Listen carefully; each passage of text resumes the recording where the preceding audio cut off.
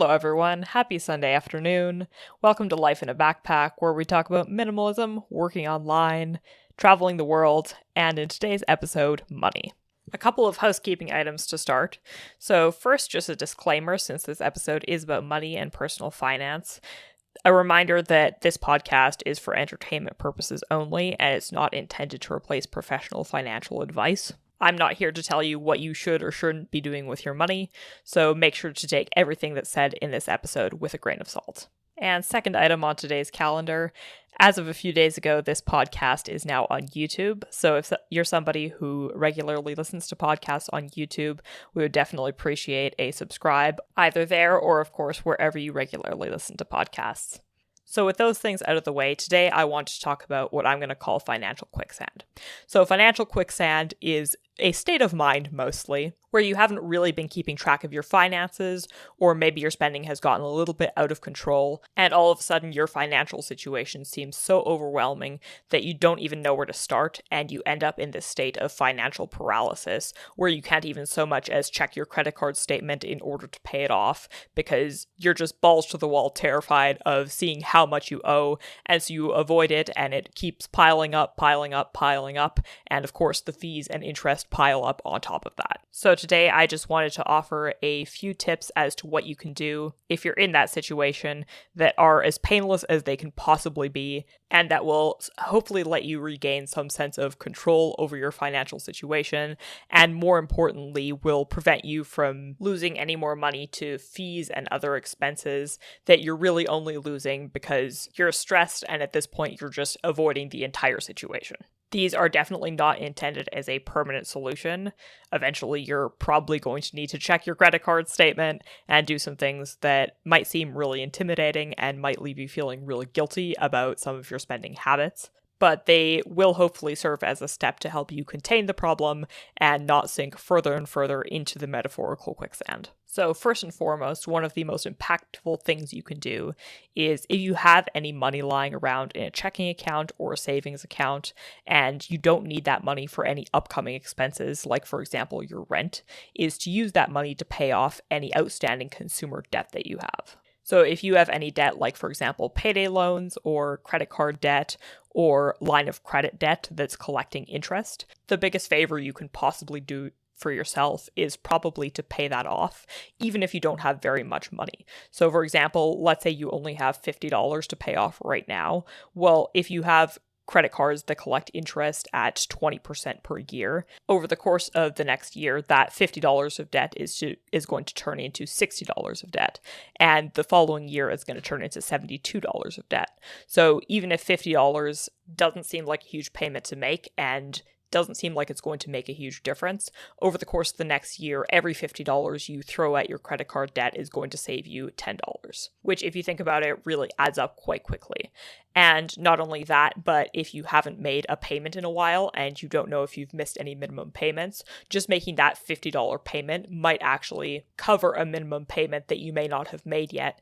And that will not only help you with your credit score, but it'll save you from incurring any sort of late payment fees that might be associated with not making a minimum payment. So if you have extra money and you know that you're not going to need it, even if it's in a savings account and that savings account is collecting interest, as long as the debt exceeds the interest on that savings account, which most often it will, every dollar you can put towards your credit card will stop the accumulation of interest on that dollar in its tracks. And this also holds true if you're just going to go out and spend that $50 again the very next day, because credit cards typically have a grace period during which you're not collecting any interest. So if you have $50 that's already collecting interest and you pay off the $50 and then you spend $50 the next day, you've still saved yourself, depending on the exact credit card you have, about a month's worth of interest on that $50. So it resets the clock, so to speak. Another thing to note is that you don't always have to look at your credit card statement in order to pay off your credit card or any other type of debt that you have.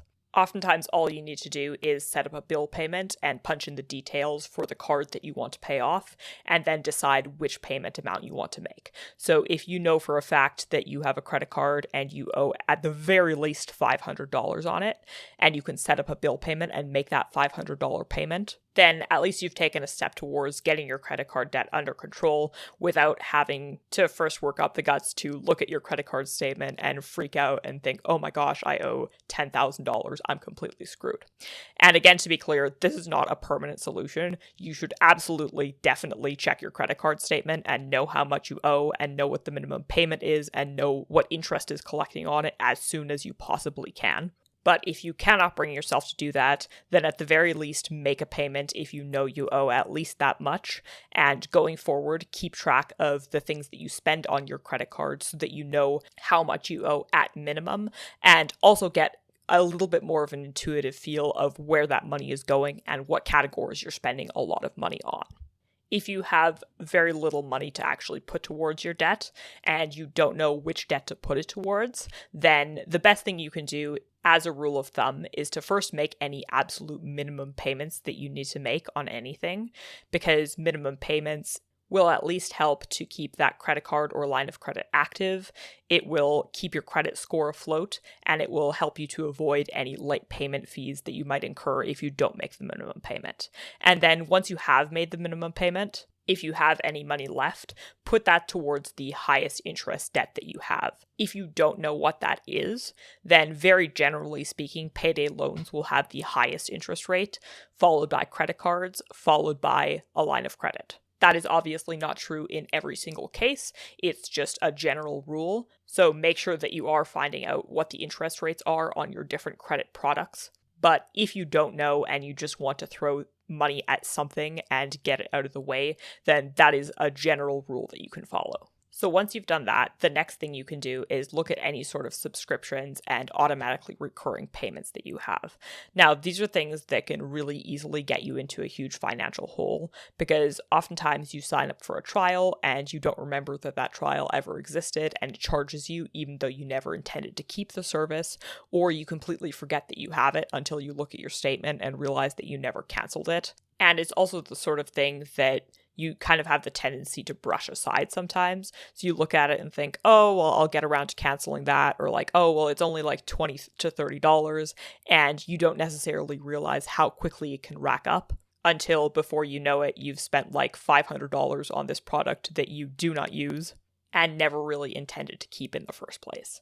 So by far the easiest way to figure out what subscriptions you have, if you're not sure, is to look at your recent 3 credit card statements, just because some of them don't renew monthly, some of them renew every quarter, some of them renew every 6 months, some of them renew every year. It really depends on what subscription you have, but looking at the first 3 months will cover usually the bulk of the subscriptions that you have and the things that come off of your card on a regular basis. So if you can, just take half an hour of your time to sit down with your recent credit card statements, and if you have them on paper or even if you have a PDF and can highlight on your computer, just highlight the things where either you've seen it a few times and just totally don't know what it is, or you know what it is and you've just forgotten to cancel it, and highlight it and go cancel that if you don't need it anymore. This is something I had a huge issue with a couple of years ago, and I have been guilty in the past of not checking my statements regularly enough. You should check your statement once a month, but unfortunately, at the time, I wasn't really doing that, and I actually ended up racking up about $300 in costs just towards subscriptions that mostly I didn't use at all every single month. And to give you an idea of how out of control this was, so I had this one subscription that renewed every year for about $120, and it was a subscription to a website that would allow you to create and send to people digital Christmas cards. So basically you would create the card and then it had a video of these like animated characters dancing, and it was supposed to be funny, I think, and then you could send it to your loved ones. And the craziest part about this subscription is not only that I was charged for it 4 years in a row without ever canceling it, but that this subscription renewed every year in July. Not November, not December when everyone is in like a Christmassy mood. It renewed in the middle of summer, which means that at one point, 4 years before canceling the subscription, I was sitting there in the middle of the summer and I thought that would be a great time to create Christmas cards and sign up for a $120 subscription to this card making service. So all this to say, if you go through your subscriptions and you see something and you start shaking your head and feeling guilty about having spent that useless money and essentially having thrown it away, just remind yourself that that money is already gone, it's already been spent, and the best thing you can do with that now is to cancel the subscription as soon as possible. And also just to remind yourself of that experience the next time you sign up for a subscription, especially next time you sign up for a free trial, telling yourself, oh yes, I'm definitely going to cancel before this trial ends. Like, yeah, duh. And remember the last time where you said that to yourself and then you didn't cancel the trial and how much money you had to spend as a result of that. That's not to say that you should never sign up for a free trial again if you're really good at keeping on top of them. Then more power to you. But if you're the kind of person who has a tendency to forget, make sure to at least have a system in place to remember those free trials before they expire, or consider whether the free trial is worth the money that you're going to spend if you forget about the subscription, don't cancel, and happen to be charged. If you're scared of your credit card statement and you really don't want to look at it in order to find out what subscriptions you have, there's a couple other ways you can figure this out. So firstly, you can go through your old statements if those are a little bit more approachable to you. But if that's also not in question right now, you can just take a few minutes to brainstorm the subscriptions that you've seen before or that you know you have and need to check on.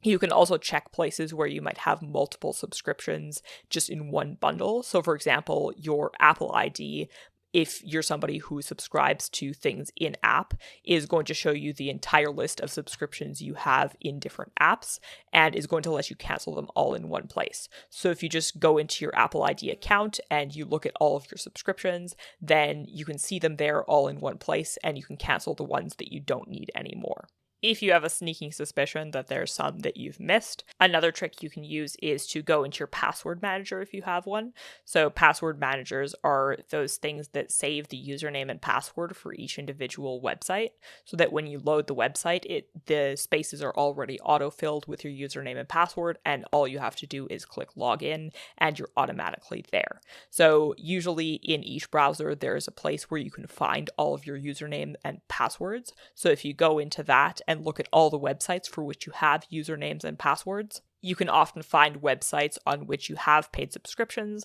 and then you can just go into those and cancel the subscriptions one by one. And this is also a good way to find subscriptions that maybe only renew once a year, which are good ones to find, especially because when they only renew once a year, they tend to be really, really big. So sometimes you'll have a case where it's like $20 a month, but if you're buying the annual subscription, it's like $200 in one shot, and you don't get the rest of the money back even if you cancel halfway through the year. So once you're done with subscriptions and you've dealt with all of that, you can move on to looking at the junk that's lying in your house. And this generally falls into two categories of crap. Firstly, crap that you haven't returned that you could still get money back for. And secondly, crap that's just sitting in your house that could potentially be worth money.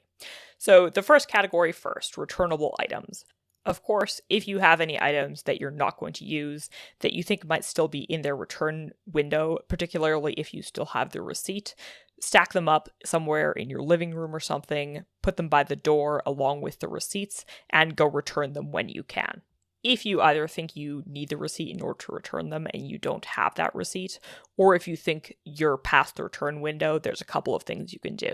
So if you don't have the receipt, but you do have a record of the transaction, or sometimes even if you don't have the record of the transaction on your online banking or anything like that, you can still go to the store and potentially ask them for store credit. This is really dependent on the store's policy, but if you go and ask really nice and say that you just can't find the receipt anymore and that you completely understand that a refund might not be possible, but could they maybe give you store credit for a future purchase or exchange it for another purchase that very same day, sometimes they're willing to make an exception to that. And similarly, if you're past the return window, especially if you still have the receipt, or if it was an online purchase, sometimes they're willing to let it slide, especially if you're just a few days past the window. But in any event, it doesn't hurt to ask about those things, especially if you know for certain that you aren't going to use them. But if your attempts to return the item fail and they're not willing to make an exception or it's not returnable, then you can add them to the second category of crap, which is junk in your house. So junk in your house is really anything that you don't use that could potentially be worth any amount of money. So this can be things like used clothing. It can be the blender that you bought that one time when you were on a health kick and used like 3 times. It can be old tools. It can be a piece of furniture that you haven't used since the last time you moved, or really anything like that that you could potentially sell. And in my experience, almost every human with a pulse also has something in their house that they don't use that is worth something. So again, just put those things in a pile in your living room or somewhere where you're going to be reminded to deal with them. And it really only takes 30 seconds to snap a few pictures of it, put it on Facebook Marketplace or Craigslist or wherever you sell your used things, and have someone pick it up in exchange for $20. So if you have never sold used items before and you have no idea how much to price it for, generally it will depend on the category of item. So for example, home appliances do sell for a large percentage of their retail price, whereas things like low-end clothing generally sell for a really low percentage. But if you're not sure, then the first step is usually to just check comps, which means to just look at the selling platforms that you're selling on and to see how much that type of item usually sells for or is listed for. So you can check eBay, you can check Facebook Marketplace, and just run a quick search and see what people are selling that item for. Now, do be aware if you're selling on the higher end of that price range, it can sometimes take weeks or even months in order to find a buyer for that item. And it's really your choice how much time you want to put into selling an item and how competitively you want to price. But if you're looking to get rid of something relatively quickly, I would suggest just finding the lowest items that are in comparable condition and that are of comparable quality and pricing just under that. So if I'm selling a food processor and I know that food processors of that brand and the condition that mine is in are selling at the lower end for around like $30, $35, then usually I'll price around $25 to $30. But if you don't have time to do all that, then honestly, for now, just take pictures and get them listed. And all of those details, like you can always go back and change the price later on once it's there. But at least if you've taken pictures and posted the item, then it's up. And hopefully at least a few of the items that you've listed will sell relatively quickly. Another thing that you could potentially squeeze a little bit of money out of is looking at the fixed costs you have, especially utilities, and doing some price comparisons to see if there isn't something cheaper out there. So this is something that I think seems a lot more difficult than it is to some people. But in personal finance circles, a common piece of advice is actually to just sit down once a year and start calling utility companies and asking for better rates, because some of them will literally just drop the rate if you're willing to bundle, or if you're willing to switch to their company from a different company, or literally just because you called and asked for a reduction, especially if they've recently increased the rate. So a good place to start with this is to look at your TV and your phone and your internet, because those are things that can also be bundled. And companies really like it when they can give you a good bundle deal on that and also keep you as a customer for all three. So if you know how much you pay for internet, you know how much you pay for your cell phone, and you know how much you pay for TV if you still use cable, then just write those numbers down and remember to take tax into account, and then just make a list of 5 other companies and call them and ask 3 questions. So firstly, are you going to get the same level of service? So for example, if you have internet at a particular speed or a particular amount of data per month, is that something that they're willing to offer you the equivalent of? Secondly, are there any costs to switch? Because sometimes switching costs can nullify any savings that you actually have. And thirdly, what their monthly rate is going to be. And if they can offer you something, especially if it's a 20 to 30% reduction or greater on what you're currently spending, after you've taken into account any sort of switching costs or any sort of reduction in service, typically that's worth switching. So to give you an example, my mom is somebody who still uses cable despite my best efforts to get her not to, and she used to pay $150 for cable. So we live in a place where telecom costs are extremely inflated, so that might not be a remotely relatable figure to you, but regardless, over the course of about 5 switches, we were able to get that $150 cost down to about $45 a month. And similarly, at one point we were doing a cell phone switch, so we were going between 2 companies, and we called the one company and they offered us a reduction of about like 20%, and then we called the other company to cancel and they actually offered us an additional reduction on top of that. So that's another thing that you could potentially have happen. And you can expand this in principle to any fixed costs that you have. Insurance is another good one, or if you have a streaming service and you don't mind switching to a different one that might have some new content as well, then you can cancel yours and move to one that's cheaper, or potentially even get a free trial for a different one. Another thing you can do kind of on the bureaucratic end of things is to look at all the different bank accounts and credit cards and other financial products that you have to see if you can make some cuts there. So the first thing you can do is look at any sort of accounts that you have. This includes bank accounts, checking accounts, savings accounts, credit cards, any sort of financial product that you have where you could potentially incur fees. Now, keep in mind that there sometimes are reasons for not closing these. For example, if you have a credit card that you don't use, some people will keep their oldest credit card and just do a couple of transactions a year on it, because that'll extend the length of the credit history that you have on your credit score in some cases. And for some people, that's helpful for maintaining their credit score, especially if they know that they're about to need good credit for something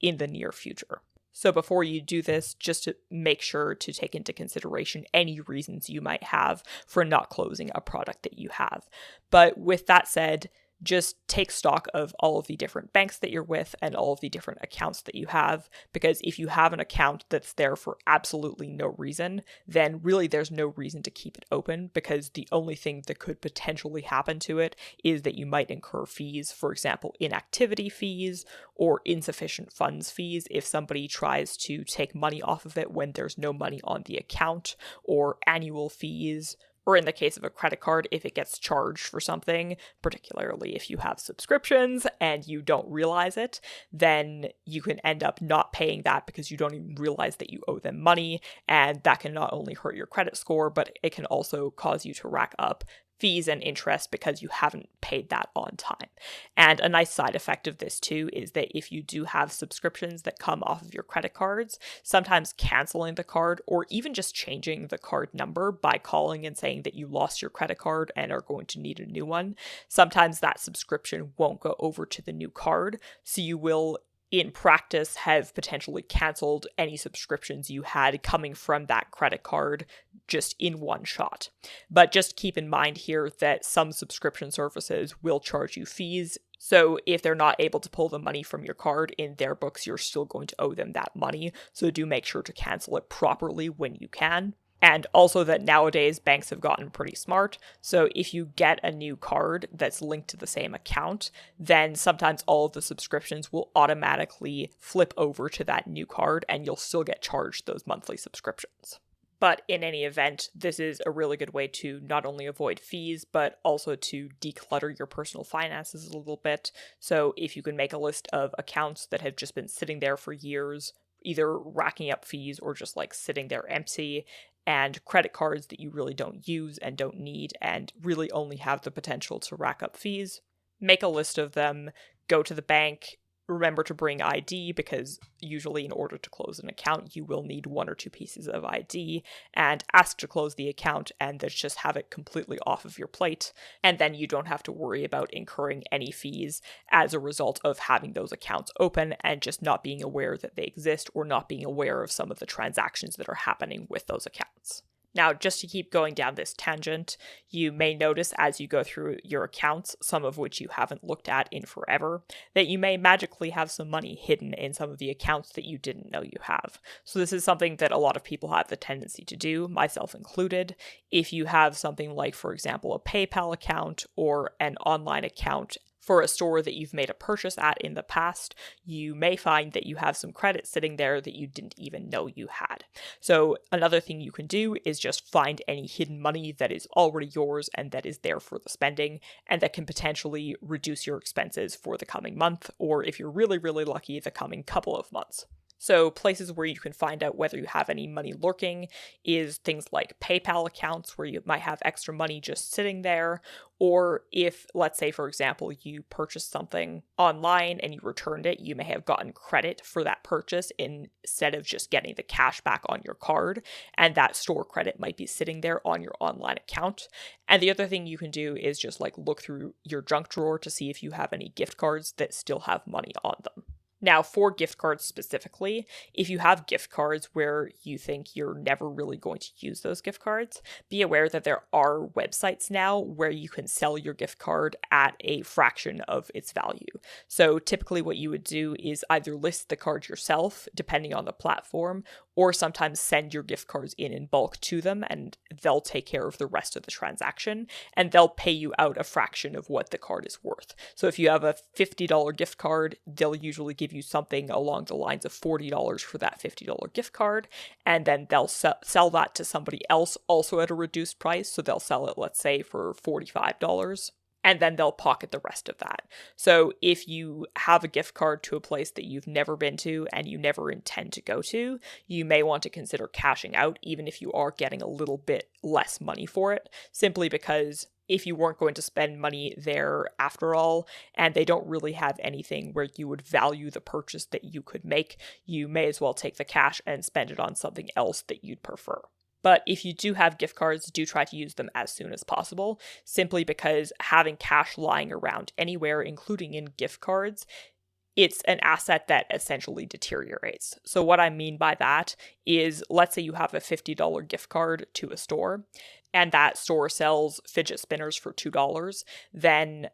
at the time that you have the gift card, you can get 25 fidget spinners for those $50. But over time, in most places, prices do go up. So let's say all of a sudden the price of fidget spinners has gotten up to $5. Now, inflation normally isn't this extreme, but just to use the example here, all of a sudden, with that gift card, you can now only buy 10 fidget spinners. So over time, the value of the gift card deteriorates simply because prices go up. So the longer the gift card sits there, the less you can buy for the value of that gift card. And the other thing is, if you can use a gift card and you can save yourself the equivalent in cash, so in this case $50, then you can take that $50 and put it into a savings account or invest it, or use it to pay off debt that's incurring interest, and that's going to save you a little bit more money on top of that. Now, the last two things are going to be a little bit more behavioral as opposed to bureaucratic. So one of the best pieces of advice I've ever gotten in terms of controlling spending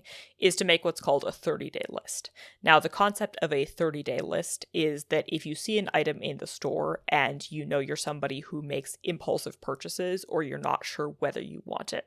then you put your item on that 30-day list and you put the date next to it. And then you make a pinky promise to yourself that if at the end of those 30 days, you still really, really want that item, then you'll go and purchase it. But if within those 30 days you're going over the list and you see that item and you don't want it anymore, then you take it off of the list, and then you've saved yourself the money that you would otherwise have impulsively spent at the store that day.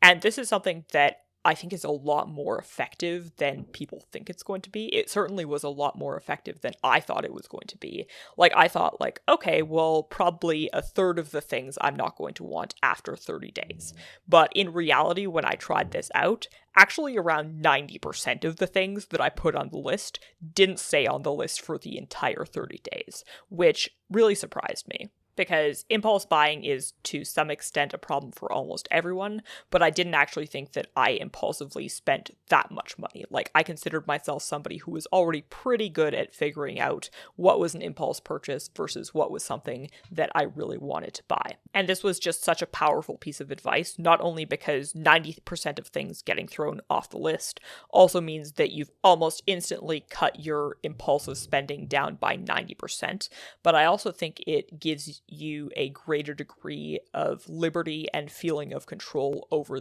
your spending habits. And it really helps to get rid of the guilty feeling associated with making discretionary purchases, especially if you're not somebody who has a lot of financial means, right? Because by the time something makes it past that 30-day list, and you know that 9 out of the 10 items that you've put on the list are things that you've scratched off, then that last item is something that you can be very confident that you know you want, and you know that that desire has some degree of longevity, and you can then go make that purchase with very little guilt, knowing for a fact that it's something that you really truly want and that you have the money to buy it because you've saved yourself so much money on those other things that you thought you wanted and were going to buy, but then realized you didn't actually want at all. So if you're somebody who goes out and you know that you make a lot of impulse purchases, but you're having trouble differentiating between the things that you only want in the moment versus the things that you really want and are still going to want some period of time later, I think this is an immensely powerful tool.